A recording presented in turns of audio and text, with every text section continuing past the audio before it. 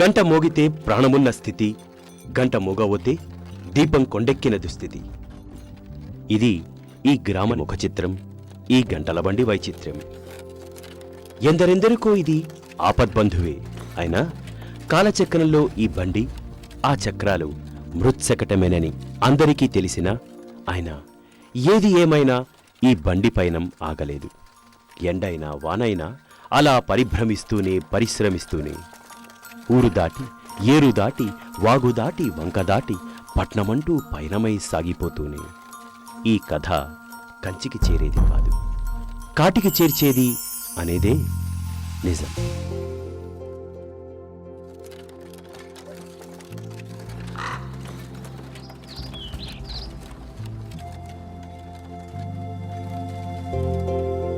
గంటల బండి మోగట్లేదండి మామ. రే, బండి గంట వెళ్ళేటప్పుడు మోగటమే గాని వచ్చేటప్పుడు ఎప్పుడు మోగిందనరా? ఏం చేస్తాం, వాడికి కాలం చెల్లిపోయింది.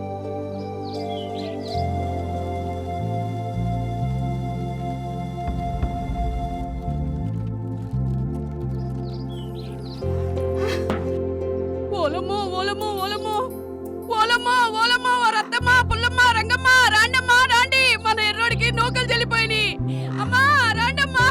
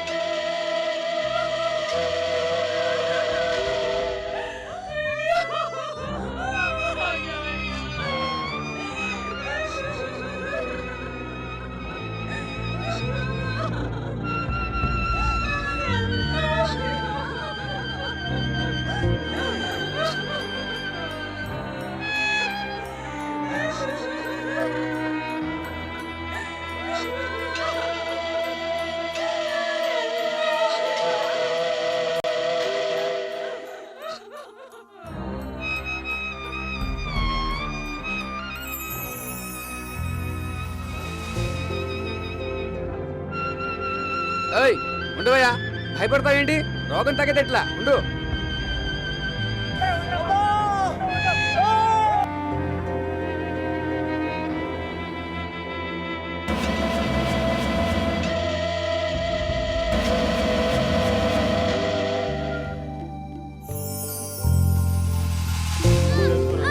తగ్గిపోద్ది.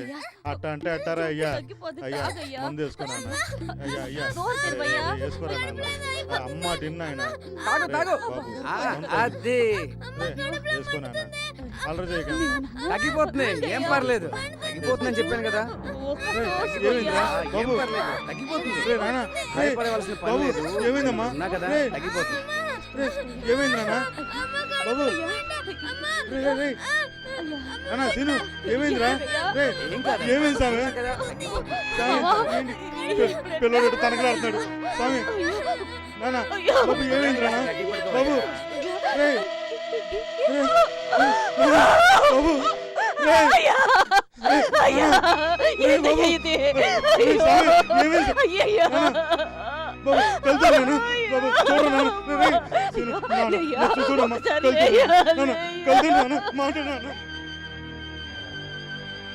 ఈ బంగారు తల్లి పేరు తులసి. మధురమైన బాల్యాన్ని నెమరవేసుకోవాల్సిన వయసులో మూఢాచారాల బారిన భయానక అనుభూతులతో బితుకుబితుకుమంటూ బతుకు సాగిస్తుంది. తన వారంటూనే కనుమరుగవుతున్న బంధుమిత్రులు తిరిగిరాని లోకాలకి తరలిపోతున్నారని తెలిసి కట్టలు తెగుతోన్న కన్నీటి ధారల్ని దిగమింగుతోంది. అక్కడకు రాని చుట్టము రొక్కిన వరమీని వేల్పు. రామా తులసిరా, కూర్చో. అక్కడకు రాని చుట్టము రొక్కిన వరమీని వేల్పు. మోహరమున దానెక్కిన బారని గుర్రము.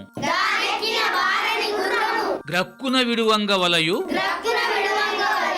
గదరా సుమతి.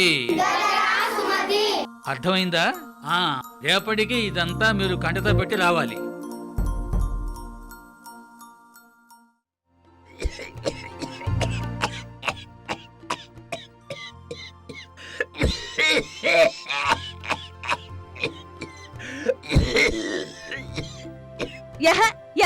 ఏదో దగ్గు చంపేస్తున్నావనుకో. దగ్గన్న దగ్గు బీడి అన్న కాల్సు. నీ రోగం తగ్గటమేమో గాని నన్ను కాల్సుకు తింటున్నావు. మాయిదారు రోగం అని మాయిదారు. ఏం చేయమంటావే? ఈ ఊళ్ళో జనాలకి రోగం రావడమే కానీ పోవడం ఎక్కడుంది? శివరాఖరికి సావడం తప్ప.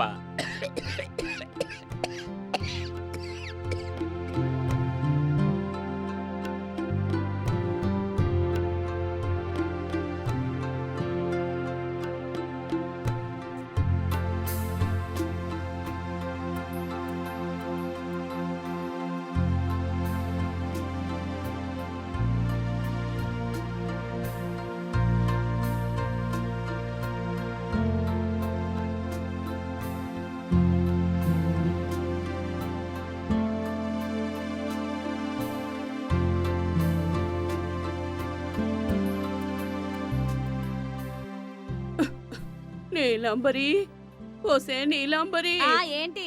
ఓ గుక్కెడు మంచి నీళ్ళివ్వవే. ఏదో కొంప దిక్కుమల్ల చాకరి చేయలేక చస్తున్నాను. గుక్కెడేం కర్మ? తులసాకులేసి 3 గుక్కల నీళ్లు తాగించేను. ఇంకా తాగు.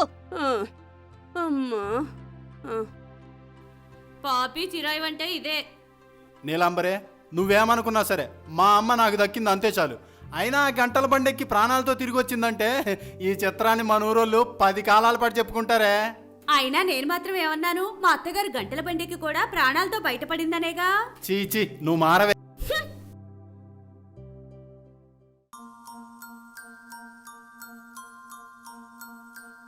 ఆరోగ్యమే మహాభాగ్యం అని పెద్దలు చెప్పారు. అంచేత మనం మన ఆరోగ్యాన్ని కాపాడుకోవాలి. సరైన ఆహారం సరైన సమయంలో తీసుకోవాలి. రోగాలు వచ్చినప్పుడు వెంటనే ఆసుపత్రికి వెళ్ళాలి. అర్థమైందా? ఏమాత్రం అశ్రద్ధ చేయకూడదు. తులసి, ఏమిటా పరధ్యానం? మాస్టరు, మన ఊర్లో ఎవరికైనా అనారోగ్యం అయితే టౌన్కి వైద్యానికి తీసుకెళ్ళాలి. అది మన గంటల బండిలో. వచ్చేటప్పుడు ఆ గంట మోగనే మోగదు. అందుకే మన ఊళ్ళో కూడా ఓ ఆసుపత్రి ఉంటే బాగుంటుంది కదా మాస్టారు.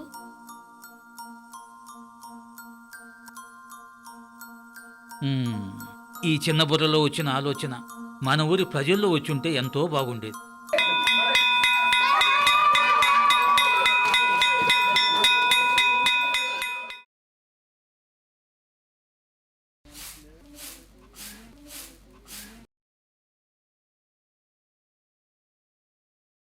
ఏమే తులసి, పోలయ్య బాబు గారు అబ్బాయి డాక్టరీ చదువుతున్నాడు కదా, చదువు పూర్తయినదేటే? లేదత్తా, అవుతాది.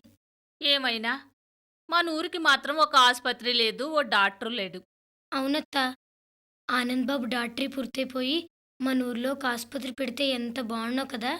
బాగానే ఉంటది. అమ్మో, ఎల్లుండి డాక్టర్ బాబు వస్తున్నాడంట. నాకు చాలా పనులున్నాయి, నేను వెళ్తానత్తా. అలాగేనే.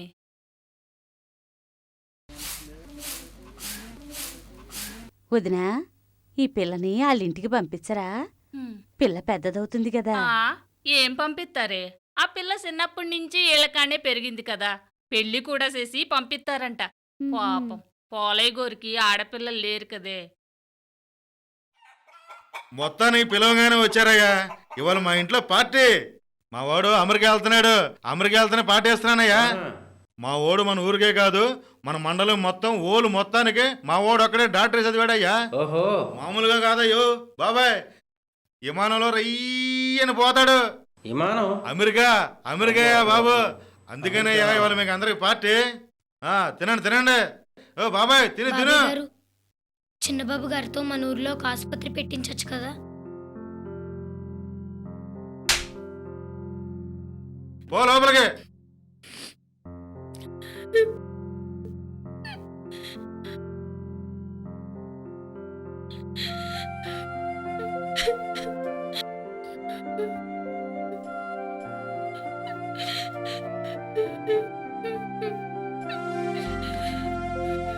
నిజమే, ఈ ఊరికి నేనేమన్నా చెయ్యాలి.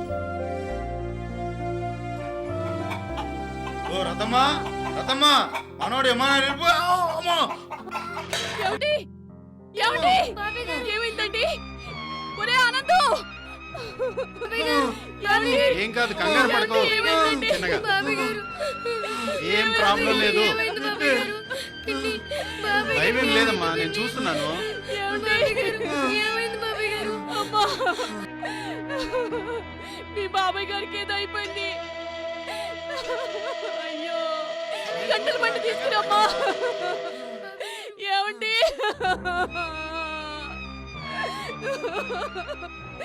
ఏమైందిరా? కంగారు పడుకో, నేను చూస్తున్నాను కదా.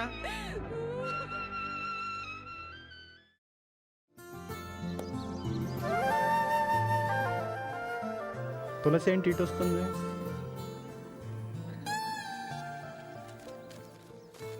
తులసి ఏంటి దాచిపెట్టుకున్నావు? చూపించు. అది చూపించమంటుంటే. తులసి ఏంటి దాచిపెట్టుకున్నాను? ఇదే, ఇది నీకోసం టౌన్ నుంచి తీసుకొచ్చిన చాక్లెటే కదా, దీన్ని దాచిపెట్టుకోవడం దేనికి? మా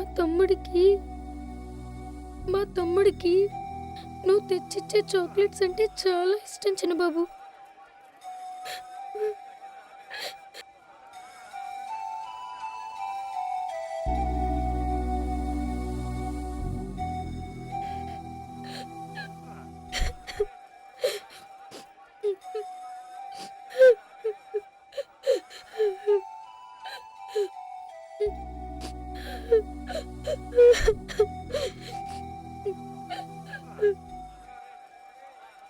అక్కడ బిచ్చాలుగాడు, అక్కడ సూరయ్య తాత, ఇక్కడ మంగమ్మ పెద్దమ్మ. ఈ మట్టి కుప్పలన్నీ మనోరోళ్ళవే చిన్నబాబు. వీళ్ళంతా టౌన్ ఆసుపత్రికి పోయినోళ్లే. గంటల బండిలో కదా, నెమ్మదిగా పోతుంది. అందుకే వీళ్ళందరికీ సమయానికి వైద్యం దొరక్క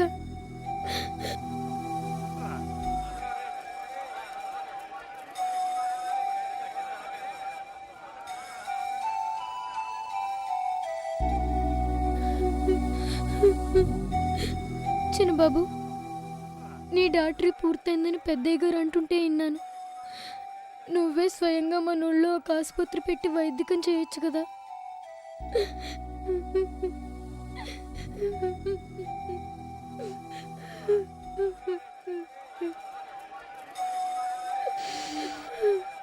అవును, ఈ ఊరికి నేను ఏదో ఒకటి చేయాలి.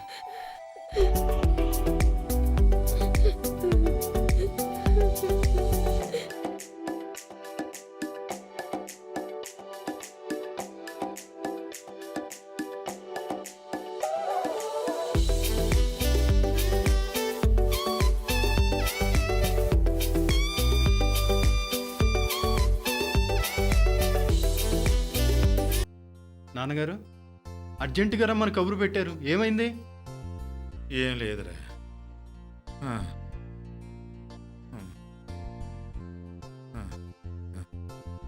ఓరే అయ్యా, నీ స్టాంపింగ్ ఎంతవరకు వచ్చిందిరా? ఇంకో 2 రోజుల్లో పూర్తయిపోతుంది. అట్టాగా. ఒరే ఆనంద్, రాత్రి ఇట్టా కౌరు పెట్టంగానే తెల్లారిదప్పటికి వచ్చావే. టాక్సీలో వచ్చానన్న.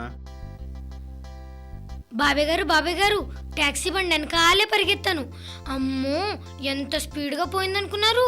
దుమ్ము రేపుకుంటూ జుయ్యమని పోయింది. అమ్మో అమ్మో, మోటార్ బండి వెనకాల అలా పరిగెత్తొచ్చటనే తులసి. అమ్మా, ఇంతకీ నన్ను రమ్మని కబురు ఎందుకు పెట్టారు? నాన్న రాత్రి ఏమైనా హడావుడి చేశాడా? ఏంటేంటో అన్నాడురా. నాకైతే ఒక్క ముక్క అర్థం కాల. ఎంతసేపు నీ కబురు పెట్టమంటాడే గాని ఎందుకయ్యా అంటే చెప్పడే. బాబాయ్ గారికి భయం వేసి ఉంటది. భయమా? ఏంటి నాన్న ఎందుకు? అది అసలు విషయం చెప్పొచ్చుగా ఆ అబ్బాయికి. రత్తమ్మ, విషయం చెప్తే ఆ అబ్బాయి కాదండగా. నువ్వు మరీనయ్యా, అసలు విషయం చెప్పకుండా ఏంటిది? అయినా పుల్లాంటోడివి, ఆ కంటతడేంటి చెప్పు. ఒరే ఆనందు, చూస్తున్నావుగా. నాన్న,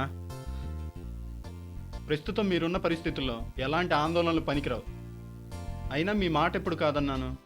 నాకు తెలుసయ్యా, నువ్వు శ్రీరామచంద్రుడు అని తోడివురా. చూడు, టౌన్ కాబట్టి గబాలన రాగలిగావురా. అదే పరాయదేశంలో ఉంటే నా 12వ రోజుకి వచ్చేవాడురా నువ్వు. నాన్న, అవే మాటలు. మీకేం కాదన్నాను కదా. మా అయ్య కూడా అప్పుడు ఇట్టాగే ఏడ్చాడు బాబు. కానీ ఎంత ఏడ్చినా మా తమ్ముడు అట్టాగే పడుకున్నాడు గాని లేవలేదు. ఓరే అయ్యా, నువ్వు నా మాట వింటావుగా. మీరు గీసిన గీత దాటను నాన్న. సరే. ఓరే చూడయ్యా, పెరటి మొక్క వైద్యానికి పనికిరాదంటారు, కానీ పనికొత్తదయ్యా. పసిపిల్ల తులసి కనిపెట్టిందయ్యా. యాడో సముద్రానికి అవతల ఉన్న వాళ్ళకి వైద్యం కాదయ్యా. నీకు జలములిచ్చిన నీ తల్లికి నాకు వైద్యం కావాలయ్యా. ఇక నుంచి నేను ఇక్కడే ఉంటాను. ఈ ఊరి ప్రజలకే సేవలు అందిస్తాను. అవును బాబు, ఆ రోజు సమయానికి నువ్వు ఉన్నావు కాబట్టి మీ నాన్నగారు ఆరోగ్యంగా తిరుగుతున్నారు.